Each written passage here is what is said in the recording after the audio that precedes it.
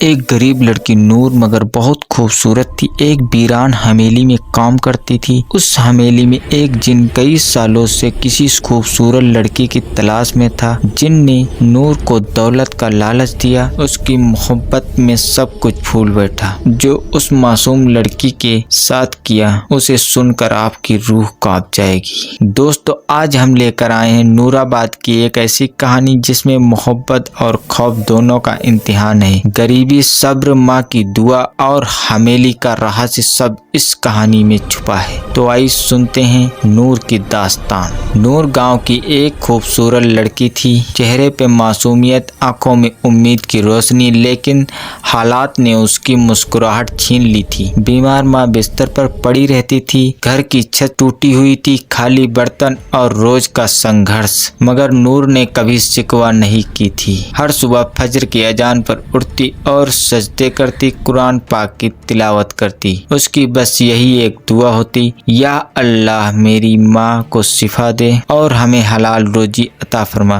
گاؤں والے اسے بار بار برے راستے کا صلاح دیتے، شادی کا لالچ، نوکرانی بنانے کا آفر، لیکن نور کا جواب ہمیشہ ایک آتا، میں اپنا صبر نہیں بیچوں گی۔ پھر ایک دن گاؤں میں ایک بوڑھی عورت نے نور کو بتایا کہ جنگل کے کنارے ایک پرانی حویلی ہے، اس میں ایک نوکرانی کی، لیکن رات اس میں لڑکی کے رونے کی آواز آتی ہے۔ کئی نوکر یہاں سے غائب ہو گئے ہیں، لیکن نور نے کہا اگر یہ حویلی جناتوں کی ہے تو میرا رب رب العالمین ہے، اور وہ ماں کی دعا لے کر حویلی میں داخل ہو گئی۔ اس حویلی میں صدیوں سے ایک کامل جن بھٹک رہا تھا، نہ پورا انسان تھا نہ پوری طرح جن۔ کبھی وہ روحانی جن تھا، فرشتوں کی طرح، لیکن ناکام محبت نے اسے ابلیس کی طرح ڈھکیل دیا۔ اب وہ حویلی کی دیواروں اور اندھیروں میں بندھا ہوا تھا۔ جب نور نے حویلی میں قرآن کی تلاوت کی، اس کے صبر